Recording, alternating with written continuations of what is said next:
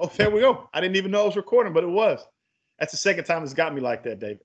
Hey, hope everybody's doing great today. We're going to do the second series in our virtual seminars on how we can make it through this extremely difficult time when we are being forced to work from home. It's new for a lot of us, and there are a lot of challenges out there, regardless of the industry, the profession that you're in.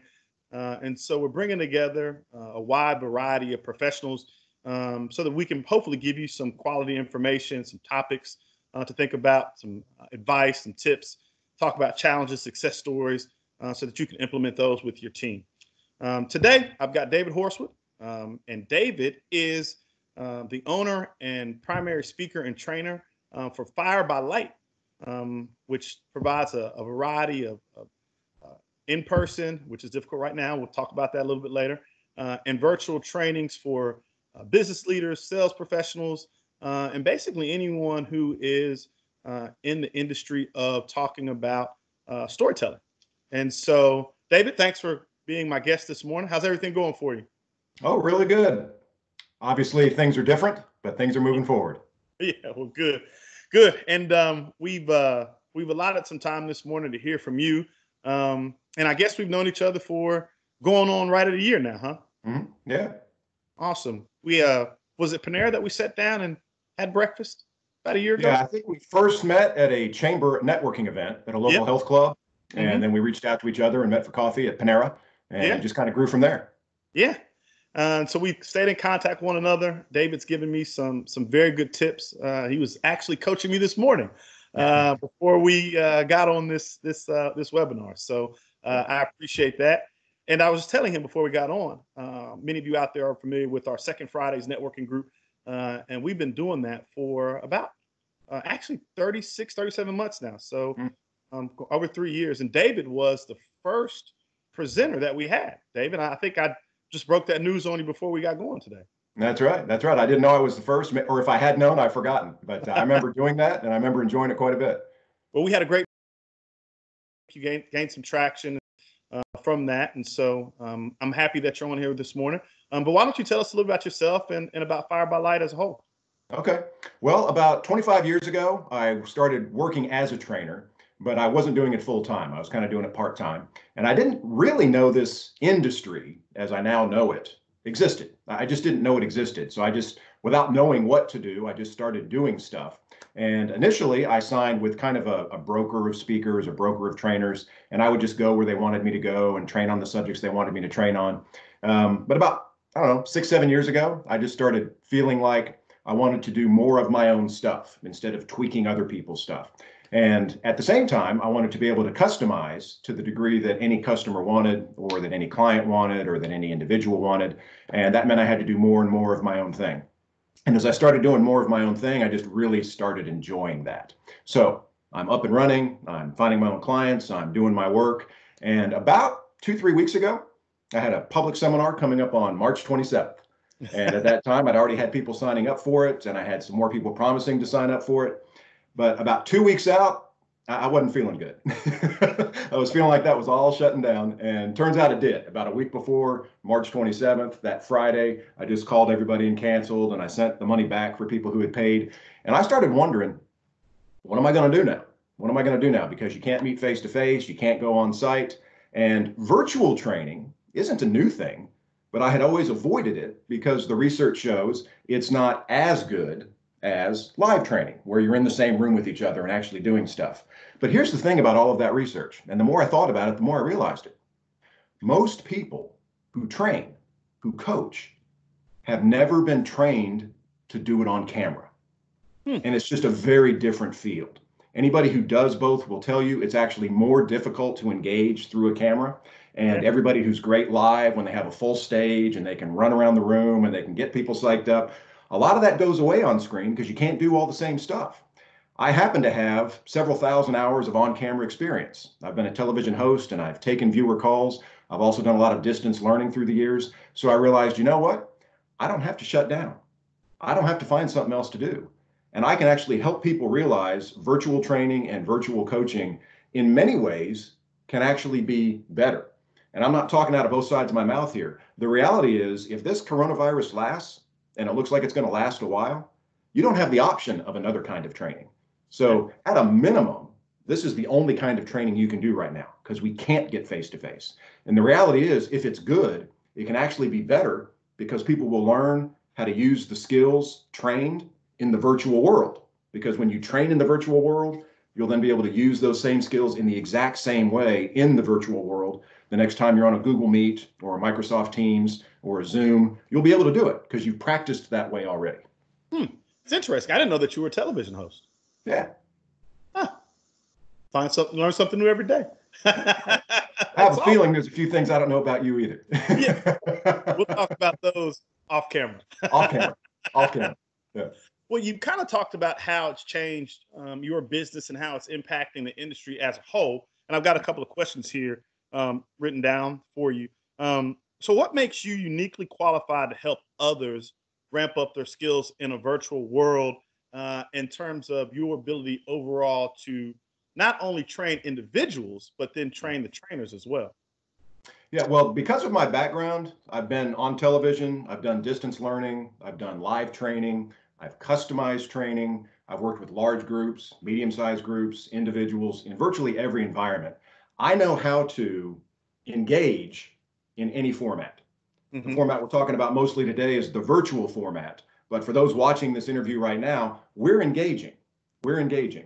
And for those who have been online a lot over the last couple of weeks, maybe the last month, you have seen other interviews and you've seen other webinars, and you've gone to online virtual networking events, and you've participated in small groups, maybe from your church or your school or whatever the case may be. And we all have a lot of experience seeing people on screen, whether it's our desktop or our laptop or our iPhones. We all have a lot of experience seeing people, talking with people, and they're just not looking as good as they could. They're not engaging as well as they could. And one of the main reasons for that is most of us aren't really thinking about it is a different medium. It is a different medium, but it's not that different. I remember when the internet was first getting popular. Got to go back a few years, but I remember when the internet was first getting popular, all of the discussion was about how the communication laws needed to catch up to the internet because the existing laws didn't seem to apply to the internet world. Well, the virtual world, what we're doing right now, most of the communication stuff still applies. It's just people don't think it does. Now, the minor things that are different, they're pretty easily handled. But the reality is, on screen, communicating virtual, you've got to be inspiring. You've got to be convincing. You've got to be persuasive. You've got to be encouraging, just like if you were face to face. But a lot of us think, well, I can't be face to face, so I'll just kind of muscle through. But you've got to approach these engagements from a making the most of the opportunity, just like you did when it was live. Just like you did when it was live. So if you just think about your basic office place where you have a standard weekly staff meeting, most people didn't enjoy those. And most behavior in standard weekly staff meetings is actually pretty bad. If there was a camera in there, you would see everybody just kind of hanging out, feeling bored, waiting for the meeting to be over. Well, guess what? When you're virtual, everybody can see you looking that way. Everybody can see you looking that way. So you've got to come into these virtual sessions ready to be on. And I don't mean be insincere. I don't mean be somebody other than your best self. I'm just saying be on, be present, be active, be engaged. And I'm someone who, because I've trained in all of those worlds, can help people do that. You know, it's interesting. There's a video that's gone viral on social media. It's a woman. I don't know if this is staged or real. If it was staged, the reactions of her coworkers or the actors that were playing her coworkers are really good. But she's in a Zoom meeting, and she somehow, some way, forgets that she's going to the bathroom in the middle of the Zoom meeting, and it's actually pretty funny. Like I said, if it's staged, they did a great job because it's pretty comical. So I'm sure some people out there watching right now have seen that. So when you go to some of the trainings that you provided, got kind of a two-part question for you. Number one, I think everybody would love to hear kind of maybe 3 or 4 specific topics that you're training on that are maybe more general in nature. And then how have you been able to transition those into the virtual world? What types of changes have you had to make, or what type of adjustments have you had to make in terms of relaying those messages to your crowd or your audience? Okay. Yeah, I actually had coming up later this month a 2-hour session for a local chamber of commerce that was going to be on impactful storytelling. That's one of the main topics I train on, how to incorporate storytelling into business communication, whether that's in a conversation or a presentation or anything in between. Obviously, that had to get canceled because it was going to be a live event at the chamber facility. There would be 25 or 30 people there, and that breaks pretty much every regulation on the books right now. So we couldn't do it. So they sent me an email saying, we're going to have to cancel that. Do you want to pick another date, maybe a month later or 2 months later? And I kind of waited a couple hours. I was like, I don't really want to cancel. I do stuff virtually. Let's just figure this out. So I reconfigured the content that I had planned on discussing for impactful storytelling, and we're now going to call it Engaging Virtually. So we're going to talk about how to use impactful storytelling in the virtual world, whether in a conversation or an official presentation. And we're going to mix some other stuff in there as well. But that's just one example on how you don't have to shut everything down. Yeah. And in fact, because almost everybody who would have attended that impactful storytelling live seminar is now going to be working from home, it's actually of more use to them that we're doing it virtually because they'll learn how to do it in the virtual world. So that's just one example of how I've rapidly been able to make that transition, and I'll be able to kind of help other people rapidly make it through that transition. So that's one topic. Another one I do quite often is how to create and sustain rapport, which is critically important when you can't be face-to-face anymore. You're going to have to be able to connect, to engage in the virtual environment. And the main thing, just for a quick tidbit, you just have to show that you have 5 qualities if you want to create and sustain rapport. You have to show yourself to be sincere, transparent, helpful, and then both confident and humble. You got to have all of those, because if you don't have any of those, it's just going to tank your ability to create rapport. And if you wonder, really, is it that big of a deal? It actually is. Those 5 I just mentioned, they're just buzzwords unless one of them's missing. If we're talking and I don't strike you as someone who's being sincere, you see me as insincere. And who connects with insincere people? If I strike you as someone who is being deceptive rather than transparent, if I strike you as someone who's being selfish instead of helpful, if instead of confident, I seem to be scared out of my mind, if instead of humble, I just seem to be incompetent, if any one of those opposites are there, there's almost no chance of developing rapport, no chance of conducting business, no chance of making the sale, no chance of inspiring your team, no chance of persuading up the ladder. Almost all of that goes away. So the need to create and sustain rapport in the virtual world is essential. It's just essential. And then just a third topic, strategic thinking. I'm certainly not a 10 on a scale of 1 to 10 on that in my own life. I've often joked with others through the years that if I overtook your body for 24 hours, I could solve every problem you have. The thing is, while I was there, I would create new problems that you would have to fix when you took your body back over again. Because my own talent and ability and knowledge and skill, etc., sometimes creates my own problems. But I have truly grown to understand that strategic thinking, just the basics of strategic thinking, will really help you navigate through crisis. And we are in a crisis right now. Not everybody feels it, but if you don't feel it, it's because your job was unimpacted, or you didn't have a job, or you're in retirement. Well, it doesn't matter that much. But the family, your circle of friends, and probably if this lasts a long time, it'll hit everybody. We're in crisis. And in crisis, a few things help. Faith helps. Friends help. Family helps. But what else helps is strategic thinking. And just kind of boiling things down to what should be considered, what shouldn't be considered, what the actual options are versus what the wishful thinking is.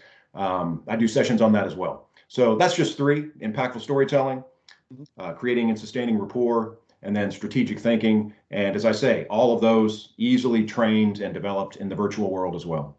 Yeah. Well, I was reading one of my morning blogs today that I follow, and they were talking about what the recovery will look like. And, will it be an L-shaped recovery, or a V recovery, or whatever it might, or a W recovery, whatever it might be. And there are some experts out there that think that all in all, we'll be in some variance of this state for about 18 months. And so that's a really, really long time. And so I totally concur with what you said, that everybody is feeling the impact of this. And so we don't know what the next 90 or 180 or 365 days will bring. But one thing is for certain, when all the dust settles and we return to being able to be in one another's presence, like let's get there first. Yeah. The world will look very, very different. So how do you think the world will look on the other side for your industry? Personally, I don't foresee people. Let me back up. I'm a huge networker, right? So obviously that's where you and I met. And as a sales representative, a lot of my job is to go out and network with people and build relationships. I don't think that this pandemic that we're in is going to move the needle tremendously from a networking perspective. Personally, I think that we as human beings will always be drawn to us congregating together in mass. I think that's just who we are as individuals. But there will be certain changes that will happen, and there are certain things that we're doing now that we'll look at in 3 to 5 years and say, well, that started in 2020 when the coronavirus hit. We started doing that, and we're still doing it. From your industry, in terms of how you engage and interact with your clients, whether it's one-on-one or in small or large groups, what do you think? And I'm asking you to pull out your crystal ball right now. Yeah. What do you think your industry will look like in 24 to 36 months as you compare it to October of 2019? Yeah.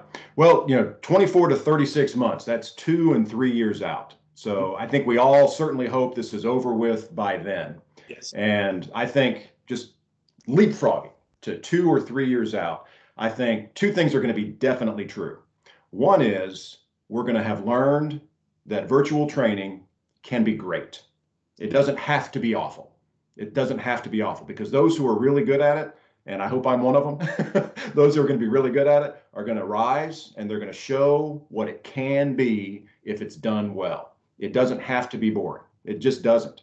It doesn't have to be all simple stuff that I could have just read in a book. It can actually be engaging. It can be growth oriented. It can give people a victory feeling. I think we're going to learn that virtual training can be great, and I think there'll be more of it. I think even when we can get back to meeting face to face, we're going to do a lot of virtual training still, because we're going to find out when it's great, it can be good.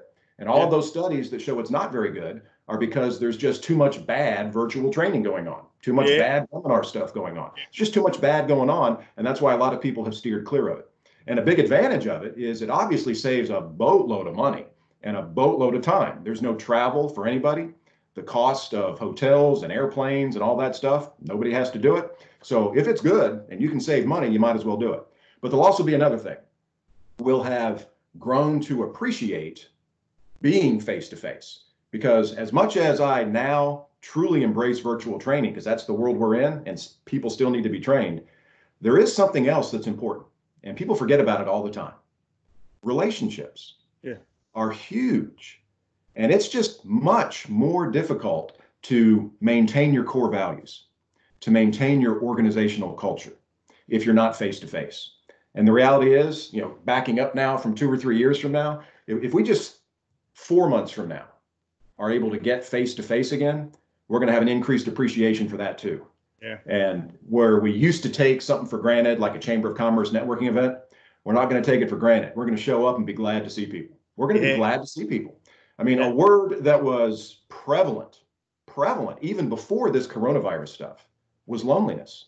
We had a spike in loneliness as social media took off, and it seems weird, but that's just true. That's how it was. And that's getting worse. You and I both know, because we live in Knox County.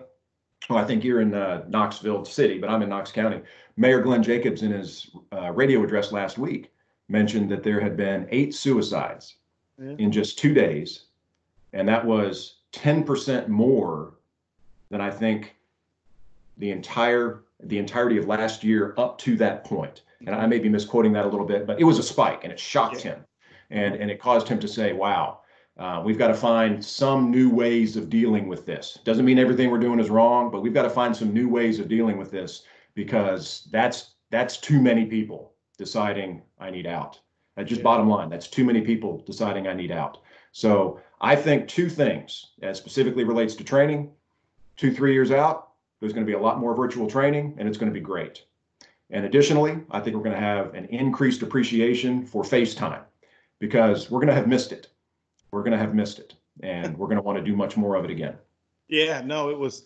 You're right. I've got my financial advisor. He and I have a great relationship, and we're good friends. We were friends before he became my financial advisor, and he FaceTimed me maybe Monday, and I saw that I missed a FaceTime call from him, so I called him back, and I told him, I said, 2 months ago, if I saw a missed FaceTime call from you, I would have just presumed it was a butt dial and wouldn't even called you back Yeah. because we've never FaceTime one another, but we did it because we actually miss seeing one another.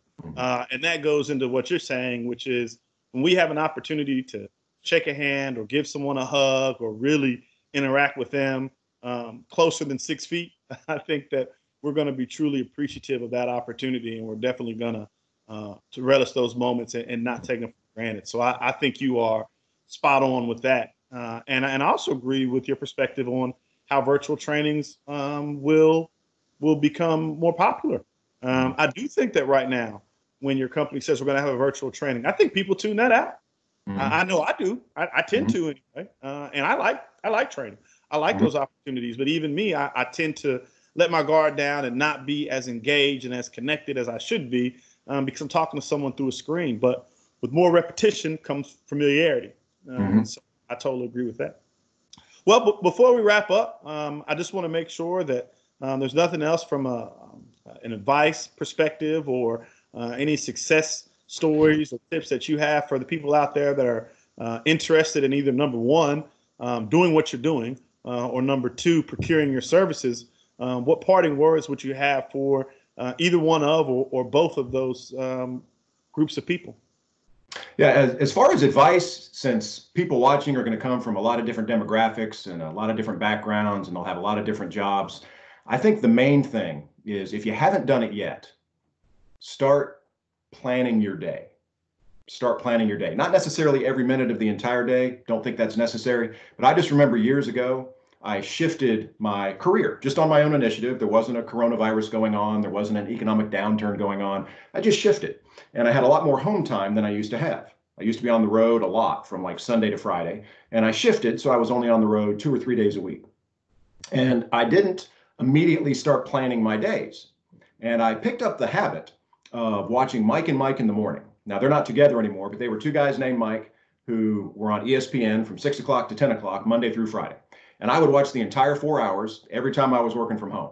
And that was working from home, not really working. I was mostly watching Mike and Mike. And that just, in hindsight, has caused me to realize something. Most bad habits come from the absence of a goal. So I didn't really have particular goals for my home office days. I would just do stuff. I would piddle. And it's not like I didn't do anything, but I would just basically piddle. And I piddled a lot of days away. I spent a lot of days, if I was in my home office, watching Mike and Mike for 4 hours. And they basically said the same stuff every hour. So I wasn't even learning new stuff. But it's because I didn't have a goal for those days. And I was just piddling. And my hope is that anybody watching this right now decides to not necessarily plan every minute of every day. And obviously, if you have kids in the house with you, you can't plan every minute of every day. I get that. But plan some stuff. Plan some stuff. And I mean productive stuff. Because as this lasts, it's just going to hit us. It's going to hit us like a freight train if we don't start thinking about how we're going to spend our days. We're going to really start feeling like we're losing ground, and we will be losing ground. So that's kind of my best advice, because everybody's different. There's a lot of diversity in terms of who's watching. But if you haven't done so yet, start giving some thought to planning your days. And then in terms of reaching out to me, if you want some virtual training or private coaching, I certainly do both of those like we're doing now. Just go to firebylight.com. Pretty easy. Just firebylight.com, and it's well laid out. Just click on whatever you have an interest in. My email's there, phone number's there. So just go to firebylight.com. Awesome. David, thank you so much for taking some time to speak with us this morning. And we will get this information out on various platforms on social media. And if there's any questions, reach out to David. I'm sure that he'll be more than happy to speak with you. So thanks everybody for joining us for another episode. And we look forward to seeing you next time. Thanks a lot, David. Appreciate it. Thanks, Kenneth.